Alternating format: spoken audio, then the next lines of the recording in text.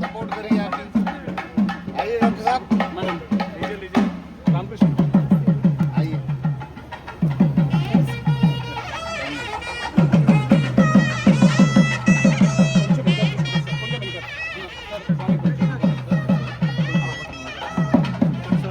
Sir आप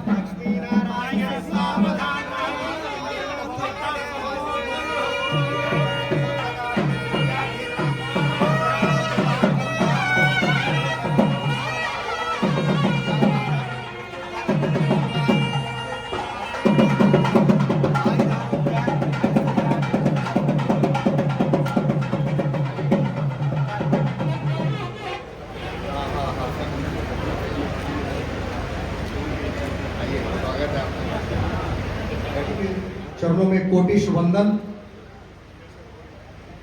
आदरणीय मंच एवं यहाँ पर पधारे हुए उपस्थित श्रीमान प्रेमचंद राव जी बीजेपी एक्स, रामचंद्र राव जी साहब बीजेपी एक्स एमएलसी, श्रीमान। ठीक है, मैं हिंदी में शुरू करता हूँ। सभी पधारे हुए मेरे सीनियर्स जो पार्टी के हैं और मेरे जो गेस्ट जो बैठे हुए ऑडियंस में, सबका हार्दिक शुभकामनाएं। वन नेशन वन इलेक्शन की जब बात होती है तो हमको याद रखना है कि कोई नई चीज़ नहीं है, ఇది కొత్తదేం కాదు, చాలా పాతది. 3 ఎలక్షన్ జరిగింది ఇండిపెండెన్స్ అంటే మనం స్వాతంత్రం వచ్చిన తర్వాత రిపబ్లిక్ అయిన తర్వాత. Till 1967 we had simultaneous state जिसको डिसमिस किया गया था और प्रेसिडेंट्स रूल गया था. जो जवाहरलाल नेहरू जी का कारनामे थे वो था EMS नंबूदरीपाट का जो फर्स्ट इलेक्टेड कम्युनिस्ट इफ्तार देना चाहते थे वो भी नहीं दे पाए बेचारे, वो हाल हो गया उनका. इसके लिए मैं वही करना चाहता हूँ कि जब 1968 और 69 में जो साइमल्टेनियस पोल डिस्टर्ब हुआ था, ये जब होने वाला है, अब जो वन नेशन वन पोल की बात कर रहे हैं हम, आपको पता है रामनाथ कोविंद जी के अध्यक्ष में एक कमेटी बनाया गया था और उसके बाद वो कमेटी ने रिकमेंडेशंस दिया है.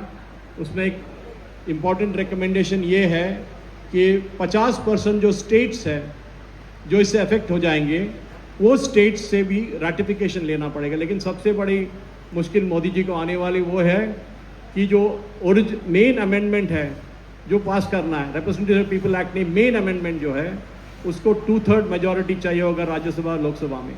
वो बीजेपी के पास नहीं है. लेकिन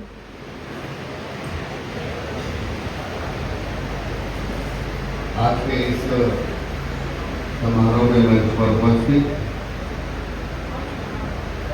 भारतीय जनता पार्टी के हमारे संगठन महामंत्री चंद्रशेखर जी,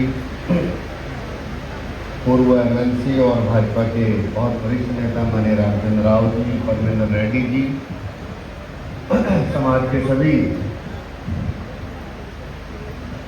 प्रख्यात और ऐसे अलग अलग क्षेत्रों के सभी विद्वानगण और इस सभागृह में उपस्थित सभी नागरिक भाइयों और बहनों, थोड़ा कार्यक्रम हमारा जल्दी शुरू हुआ है. साईं जी के मन में इच्छा थी कि 7:30 तक शुरू हो, लेकिन मेरी फ्लाइट होने के कारण से और सुबह एक जल्दी कहीं जाना है, इसलिए थोड़ा जल्दी शुरू हुआ है. लेकिन बाद में चंद्रशेखर जी, रामचंद्र राव जी और सभी बहुत सारे विद्वान हम सबके बीच में हैं, वो भी आज के इस कार्यक्रम के विषय में अपने मत हम सबके बीच में रखेंगे. देश में इस समय जो एक करंट टॉपिक है, वन नेशन वन इलेक्शन, उस विषय पर चर्चा करने के लिए आज हम यहाँ पर आए हैं. मैं 15-20 मिनट में अपनी बात रखकर आप सबसे क्षमा मांगते हुए एयरपोर्ट जाने के लिए निकलूँगा. हम सब जानते हैं कि देश की स्वाधीनता से ही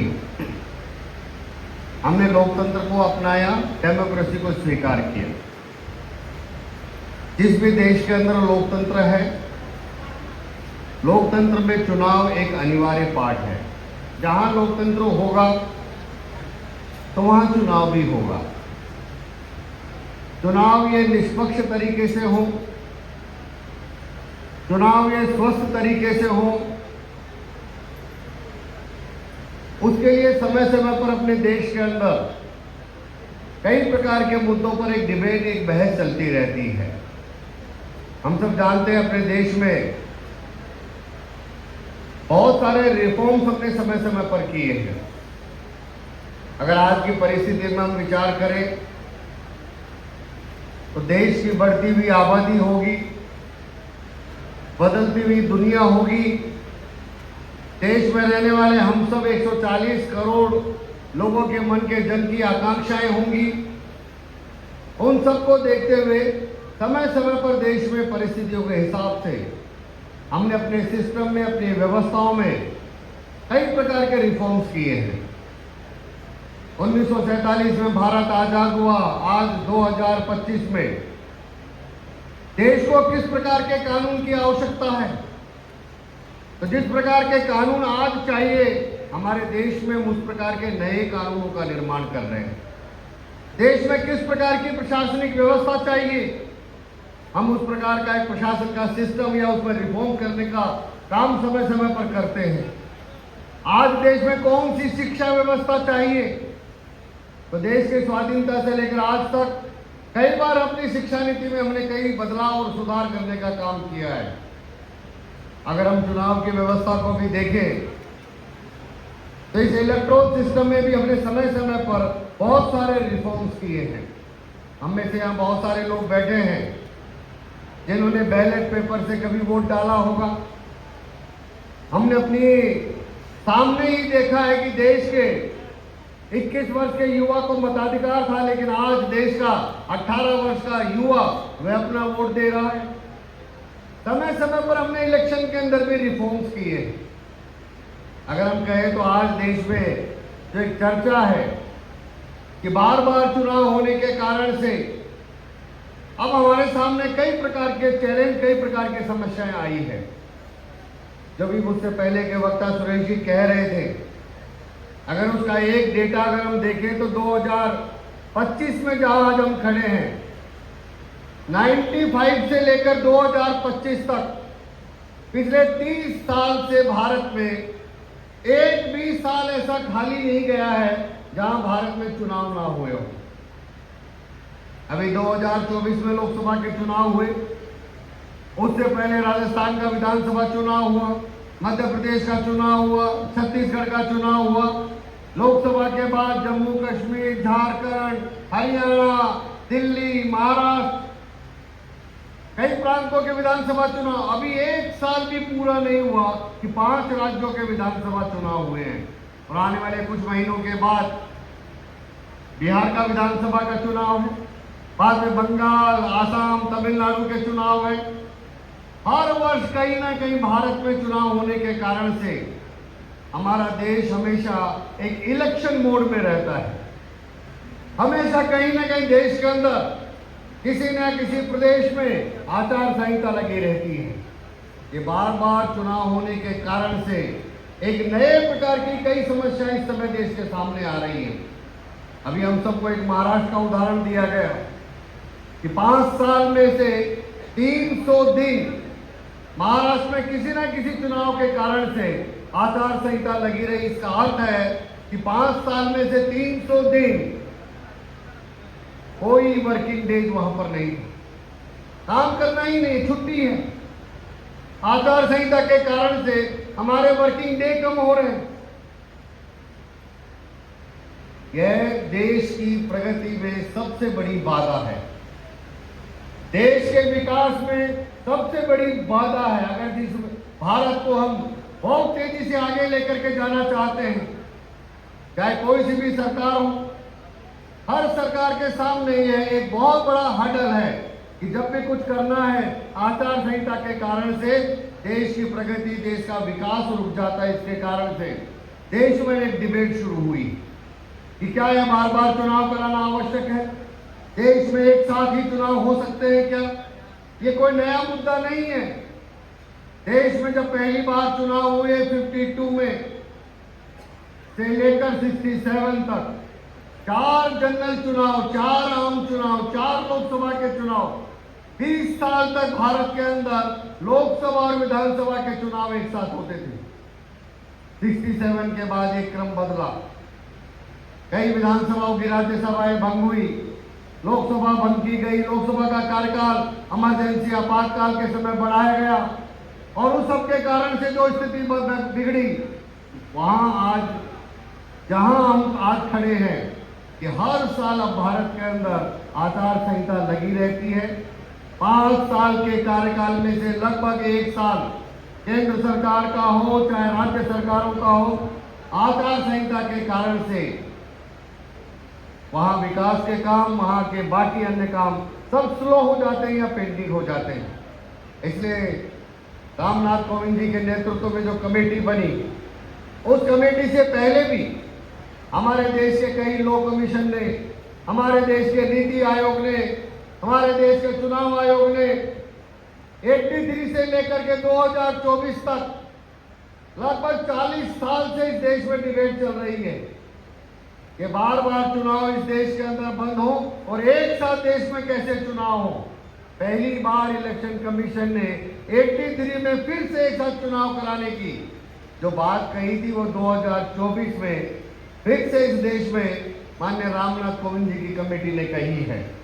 और हम सब जानते हैं कि देश के अंदर माननीय रामनाथ कोविंद कमेटी की जो रिपोर्ट है, उस रिपोर्ट में 21,000 से ज्यादा लोगों ने अपने सजेशन दिए हैं। 47 पॉलिटिकल पार्टियों ने वन नेशन वन इलेक्शन के बारे में उनका अपना क्या मत है। ऐसे 47 पॉलिटिकल पार्टियों ने अपने सजेशन दिए। 18,000 की इस रिपोर्ट में, पेज की रिपोर्ट में, हाउस में बिल आने के बाद आज वह ज्वाइंट पार्लियामेंट्री कमेटी के माध्यम से देश में एक डिबेट हो, चर्चा हो कि कैसे ये हम बार बार चुनाव होने की समस्या से मुक्ति पा सकते हैं। तो देश में एक नई डिबेट शुरू हुई और मैं मानता हूं कि आज का हमारा कार्यक्रम भी उसी बहस को, उसी डिबेट को आगे बढ़ाने वाला है। बार बार चुनाव होने से जो मैंने कहा कि सबसे ज्यादा हमारे देश की प्रगति और विकास में ये बार बार चुनाव होने से समस्या आ रही है। बार बार चुनाव होने के कारण से अगर हम देखें तो हमारे वर्किंग आवर्स, वर्किंग डेज कम हो रहे हैं। बार बार चुनाव होने के कारण से किस प्रकार का गुड गवर्नेंस हमको चाहिए, हर पॉलिटिकल पार्टी, हर नेता, मंत्री, विधायक अगर वो पूरे 5 साल चुनाव में ही व्यस्त रहेगा तो कैसे हम गुड गवर्नेंस की जो बात कहते हैं वो गुड गवर्नेंस नहीं आ सकती है। सरकारों के द्वारा जो वेलफेयर की स्कीम्स आती है, नीचे ग्राउंड लेवल तक वो वेलफेयर की स्कीम जानी चाहिए, लेकिन बार बार चुनाव होने के कारण से वो सारी वेलफेयर स्कीम्स को भी ग्राउंड लेवल तक पहुंचाने में बहुत सारी समस्याएं आती हैं। बार बार चुनाव होने के कारण से जो मैंने कहा कि हमारे वर्किंग डेज कम हो रहे हैं, मैन पावर कम हो रही है। इस 2024 के चुनाव में 1 करोड़ से ज्यादा हमारे देश के ऑफिसर और कर्मचारियों की ड्यूटी एक लोकसभा चुनाव के अंदर जो लगी है उसकी संख्या 1 करोड़ से ज्यादा है। भारत के अंदर 10 लाख से ज्यादा बूथ हैं। हर बूथ पर अगर 10 लोग भी चुनाव कराने जाते हैं तो चुनाव की ट्रेनिंग से लेकर चुनाव कराने जाने से लेकर काउंटिंग तक कितना एक हमारे देश के सभी लोगों का समय इस चुनाव की व्यवस्था में खर्च हो रहा है। अभी एक आंकड़ा दिया गया कि हमारा धन और पैसा इस चुनाव में बार बार होने से बहुत पैसा लगता है। 2024 के लोकसभा चुनाव में 1,35,000 करोड़ रुपया केवल चुनाव आयोग का खर्चा हुआ है। अगर चुनाव आयोग देश में एक लोकसभा चुनाव कराने के लिए इतना पैसा खर्च करता है तो आप सोचिए उसके बाद हर विधानसभा का चुनाव का खर्चा, उसके बाद होने वाले हर लोकल बॉडी चुनाव का खर्चा, उसके बाद हर पॉलिटिकल पार्टी का खर्चा, उसके बाद हर कैंडिडेट का खर्चा अगर आप जोड़ेंगे तो भारत में 5 साल तक चलने वाली चुनाव की व्यवस्था में जो एक अनुमान आता है कि 5 से 7 लाख करोड़ रुपया केवल भारत में ये बार बार चुनाव होने के कारण से खर्चा हो रहा है। भारत जैसे जिसका बजट 50 लाख करोड़ का है उसमें 5 लाख करोड़ यानी उसका 10% हिस्सा इस देश में केवल चुनाव के ऊपर खर्च होना हमारे जैसे एक बढ़ते हुए देश के लिए एक बहुत बड़ा चैलेंज है। आपने इस बार चुनाव में जो वोट डाला होगा, हमको कई बार लगता है कि हमारे एक वोट डालने में क्या खर्चा हुआ होगा, लेकिन जब आप वोट डाल करके वापस आए हैं तो आपका एक वोट 1400 रुपया 1400 रुपीज, यानी चुनाव आयोग आपका एक वोट डलवाने के लिए 1400 रुपए प्रति वोटर खर्च हो रहा है और वो केवल एक चुनाव का खर्चा है। फिर आप विधानसभा में जाएंगे, फिर आप लोकल बॉडी में जाएंगे तो देश के हर वोटर पर हर बार ये चुनाव का खर्चा बढ़ने के कारण से भी यह हमारे सामने एक बहुत बड़ी समस्या आई है। इसलिए देश में जो बहस चली है कि अगर एक साथ चुनाव होते हैं तो देश में क्या फायदा होगा, तो मैं अगर संक्षेप में कहना चाहूं तो अगर एक साथ भारत के अंदर ये चुनाव होते हैं तो सबसे बड़ा फायदा इस देश के अंदर हमारे देश में राजनीति कम होगी, विकास ज्यादा होगा। आज बार बार चुनाव होने के कारण से भारत के अंदर राजनीति ज्यादा होती है, पॉलिटिक्स ज्यादा होती है, विकास कम होता है। लेकिन अगर एक साथ चुनाव होगा तो देश में राजनीति कम होगी और विकास ज्यादा होगा। जब विकास ज्यादा होगा तो स्वाभाविक रूप से चुनाव का एजेंडा भी विकास ही होगा। आज जितनी भी पॉलिटिकल पार्टियां, चुनाव लड़ने वाले लोग बाकी के अन्य एजेंडे पर चुनाव लड़ते हैं, लेकिन देश में कभी भी वर्क परफॉर्मेंस के आधार पर किसने काम किया है, किसने डेवलपमेंट किया है, किसने कितने प्रकार की वेलफेयर स्कीम्स लेकर के आए हैं, किसने अपने मैनिफेस्टो में क्या कहा था और उसने क्या किया है, क्या नहीं किया है, इस एजेंडे पर अभी हमारे देश का चुनाव की व्यवस्था नहीं है, क्योंकि बार बार चुनाव होने के कारण से, एक पॉलिटिक्स ज्यादा होने से विकास हमारा एजेंडा नहीं बनता है।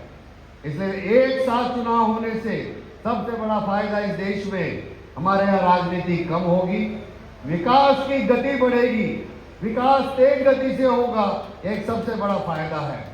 दूसरा एक सबसे बड़ा फायदा जो मुझे लगता है, बार बार चुनाव होने के कारण से सरकारों को कई बार निर्णय लेने पड़ते हैं, लेकिन बार बार चुनाव होने के कारण से सरकार, चाहे किसी भी राज्य की सरकार हो, केंद्र की सरकार हो, देश के इंटरेस्ट में, समाज के इंटरेस्ट में जो कोई कठोर निर्णय लेना है, वो निर्णय लेने में उनके मन के अंदर एक संकोच रहता है, क्योंकि हर बार चुनाव है। आप कोई भी निर्णय लेते हैं, उस निर्णय का वोटर पर क्या इंपैक्ट होगा, वो निर्णय अच्छा है खराब, आपका तुरंत चुनाव में परीक्षा हो जाती है। इसलिए दीर्घकालिक लंबे समय को ध्यान में रखकर देश के इंटरेस्ट में 10 साल, 15 साल, 20 साल बाद अगर आज कोई पॉलिसी हम बनाते हैं, इसका भविष्य के अंदर देश को लाभ होगा, ऐसा निर्णय लेने का साहस ये बार बार चुनाव होने के कारण से राजनीतिक दलों में कम दिखाई देता है। अगर एक साथ चुनाव होंगे तो चुनाव लड़ने वाले लोग ऐसे दीर्घकालिक लंबे समय में फायदा देने वाली ऐसी पॉलिसी, ऐसी नीतियां बना पाएंगे। लंबे समय के लिए ऐसी सरकारें काम करें, उस प्रकार के सोच करके वो सरकारें काम करेंगी। आज हर साल में हर सरकार को जनादेश 5 साल का मिलता है, लेकिन हर साल हर सरकार को परीक्षा देनी पड़ती है, कभी बाई इलेक्शन के नाम पर, कभी लोकल बॉडी के नाम पर, कभी लोकसभा के नाम पर, कभी विधानसभा के नाम पर। 5 साल को जनादेश को से बनी हुई सरकार को हर साल अगर परीक्षा देनी है, तो वो सरकार कभी भी देश और समाज के हित में ऐसे कठोर और अच्छे निर्णय नहीं ले सकती है। हमेशा तुरंत कैसे लाभ मिले, और उसी में से हमारे देश में एक नई कल्चर आई है, वो हम सब जानते हैं कि तुरंत मतदाताओं को लगता है कि इस चुनाव में मुझे क्या मिलेगा, मेरा क्या फायदा होगा, महिलाओं को ये योजना लाओ, महिला पुरुषों के लिए ये योजना लाओ, उनको ये स्कीम दो, ये सारी योजनाएं, बिजली फ्री दे दो, पानी फ्री दे दो, ये फ्री कर दो, ये जो एक फ्री देने का कल्चर इस देश में शुरू हुआ है, ये बार बार चुनाव होने के कारण से तुरंत कैसे लाभ मिले, तुरंत हमें कैसे वोट मिलेंगे, उस कारण से ये एक फ्री कल्चर भी अपने देश के अंदर शुरू हो गया। अगर एक साथ चुनाव होगा तो एक लंबे दूरी के विजन के साथ देश और समाज का भविष्य किसमें अच्छा है, वो सोच करके शायद सभी पॉलिटिकल पार्टी और चुनाव लड़ने वाले लोग ठीक प्रकार से निर्णय ले पाएंगे। यहाँ बहुत सारे व्यापारी बैठे हैं, आज हम लोग मिले, हमारे साथ मोतीलाल जी भी हैं, और बहुत सारे, मैं कई बड़े उद्योगपतियों से आज मिला, इंडस्ट्रियलिस्ट से मिला। अगर एक ही बार चुनाव होगा तो यहाँ पर मेरे सामने लोग बैठे, उनको भी एक फायदा है। बार बार चुनाव होता है तो बार बार चंदा देना पड़ता है। 5 साल में एक ही बार चुनाव होगा तो कम से कम एक ही बार ही व्यापारियों को भी पैसा देना पड़ेगा। हर पॉलिटिकल पार्टी, हर चुनाव लड़ने वाले को सहयोग करना, हर साल उनको सोचना पड़ता भी ये चुनाव आएगा तो क्या करना है। और मैं तो आश्चर्यजनक, मैं राजस्थान का रहने वाला हूं, लेकिन मैंने उत्तर प्रदेश में काम किया है। हम लोग उत्तर प्रदेश, राजस्थान वाले लोग चुनाव में सोच भी नहीं सकते कि कभी चुनाव में इतना पैसा खर्च होता होगा। मैं पहली बार जब तेलंगाना आया तो पहली बार मुझे लगा कि एक विधानसभा चुनाव में इतना पैसा खर्च हो सकता है। एक व्यक्ति जो चुनाव लड़ने के लिए एक विधानसभा में पैसा खर्च करता है, मैं आपको गारंटी से कह रहा हूं उतने पैसे में मैंने उत्तर प्रदेश का चुनाव, पूरे प्रदेश का चुनाव लड़ लिया था। यानी यहां एक विधानसभा में जो पैसा खर्च हो रहा है, उससे उत्तर प्रदेश जैसे 403 विधानसभा का पूरा चुनाव हम लड़ सकते हैं। यानी आप सोचिए कितना एक अनावश्यक रूप से चुनाव के नाम पर तो देश के अंदर खर्चा हो रहा है, और ये पैसा सब कहां से आ रहा है? तो चुनाव लड़ने वाले लोग वही व्यापारी, उद्योगपति उन सबसे लेते हैं। तो अगर एक बार चुनाव होगा तो देश के विकास के लिए काम करने वाले समाज के इस वर्ग को भी एक मुक्ति मिलेगी। एक ही बार चुनाव होने से देश के बहुत सारे नए लोगों को भी अवसर मिलेगा। अगर एक ही साथ चुनाव होता है तो व्यक्ति एक ही चुनाव लड़े।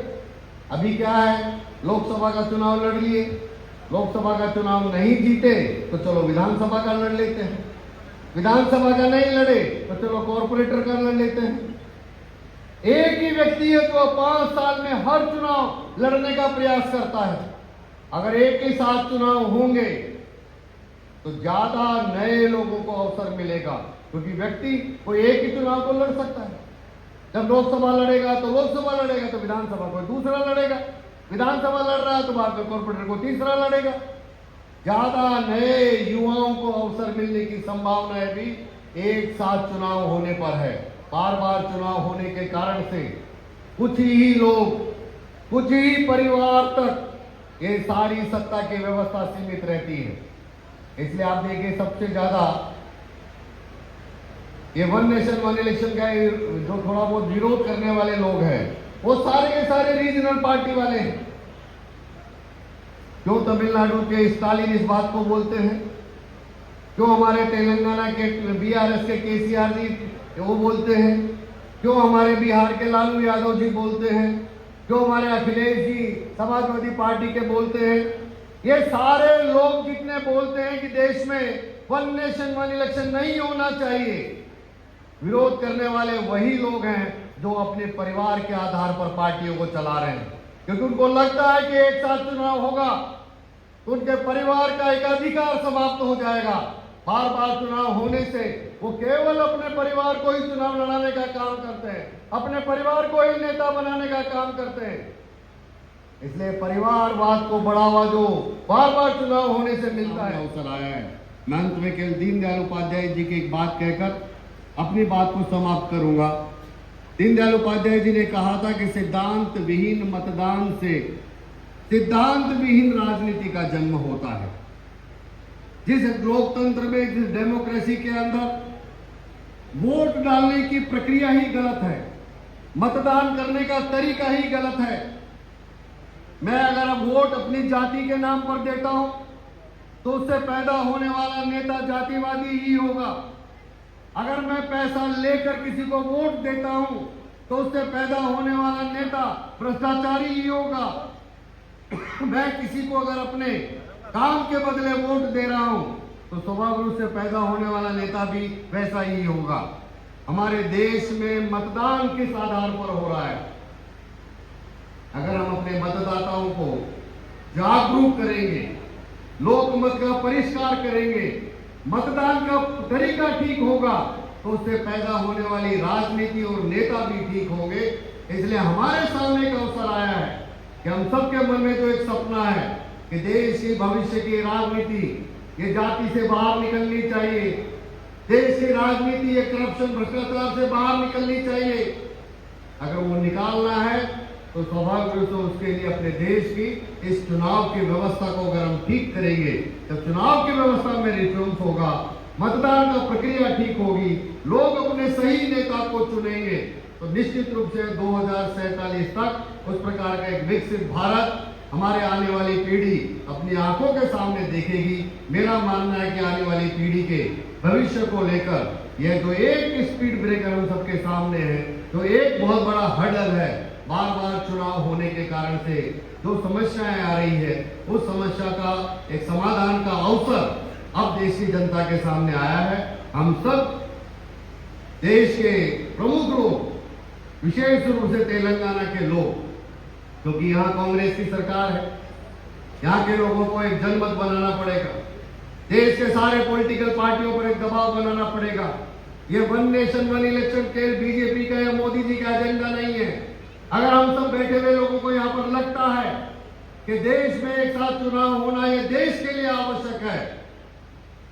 तो देश के हर व्यक्ति को खड़ा होकर इस जन अभियान का हिस्सा बनकर अगर इसके समर्थन में हम सब मिलकर प्रयास करेंगे तो निश्चित रूप से काम को हम सफल कर पाएंगे।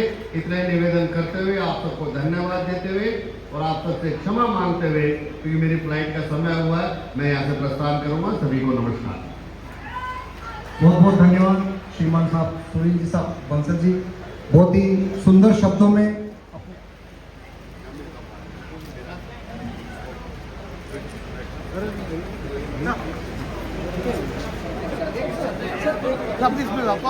మీ అందరినీ మరి అవి మళ్ళీ రిపీట్ చేయడము నేను మంచిది కాదు. అయినప్పుడు కూడా ఈ వన్ నేషన్ వన్ ఎలక్షన్ అనేది ఈరోజు ఎందుకు అవసరము, దీనివల్ల మనకు లాభాలు వచ్చే లాభాలు ఏంటి, మన దేశ అభివృద్ధి ఏ విధంగా అవుతుందని చెప్పి వాళ్ళు స్పష్టంగా చెప్పడం జరిగింది. కాబట్టి మిత్రులారా, ఈరోజు మనం భారత ప్రభుత్వం నరేంద్ర మోదీ గారి యొక్క నాయకత్వంలో ఏ ఒక నిర్ణయం తీసుకున్నా అక్కడ దేశ ప్రగతి కోసము దేశ హితంలోనే తీసుకుంటున్నాం.